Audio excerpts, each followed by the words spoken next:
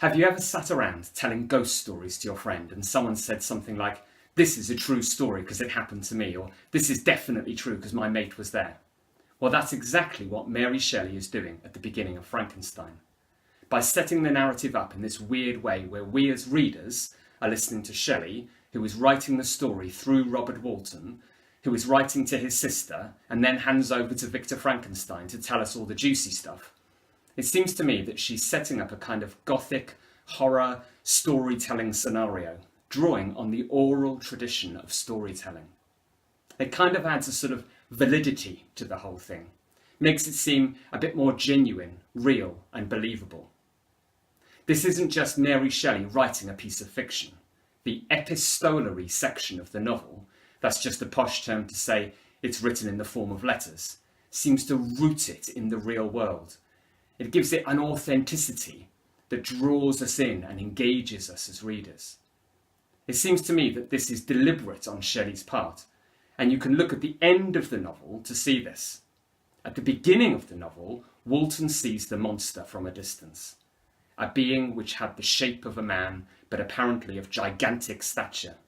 But by the end of the novel, of course, he's talking to him face to face. What better eyewitness testimony could Shelley give us than this? The account from Victor becomes at this point truth, not fiction.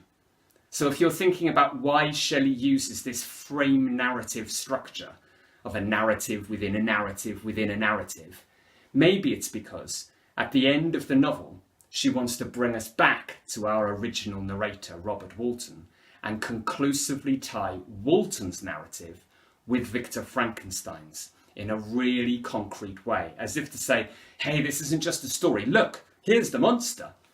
Our narrator, who does normal things like write letters to his sister, he's actually seen him. You could also say that it's something that creates a sense of cohesion to the whole structure of the novel. So, what can we say about Robert Walton? Well, the first point we need to make is that he is a romantic hero. Not in the modern everyday sense of the word romantic, but typical of a movement of literature in the late 18th and early 19th centuries called Romanticism. He's romantic because of his admiration for the natural world. As he approaches the polar regions, he says, for instance, "It ever presents itself to my imagination as the region of beauty and delight." He is in awe of the staggering beauty of what he sees. This focus on extreme emotion, and he is a bit melodramatic, isn't he? Look at the end of his second letter, where he says to his sister, "Remember me with affection should you never hear from me again."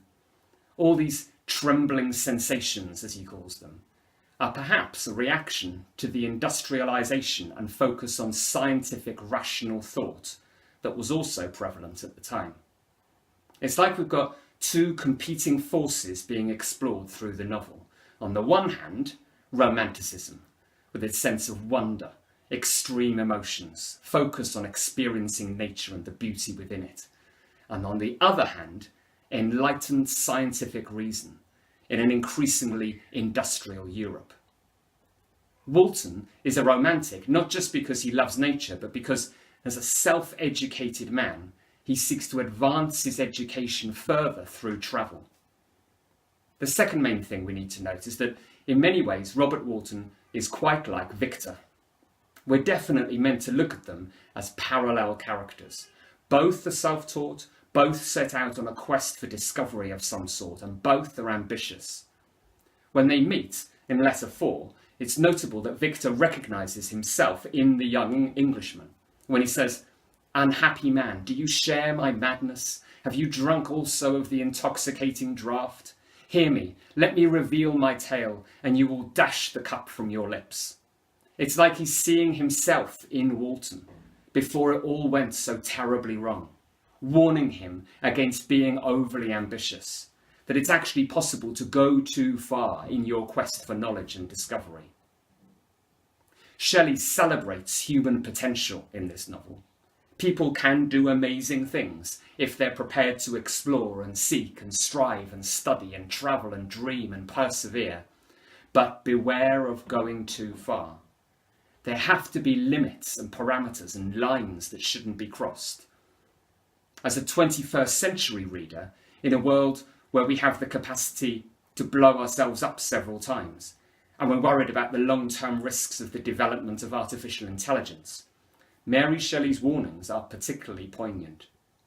Scientific progress brings with it responsibilities, and scientific discovery is a journey we should only embark on if our motives are right. Science for the good of mankind is justified, but Walton isn't setting out for anyone's benefit but his own. The word he uses is glory. He's after fame and recognition, and who cares about the lives of a few Russian sailors if he can achieve his ends? If we learn anything through Walton, though, we learn it from Victor.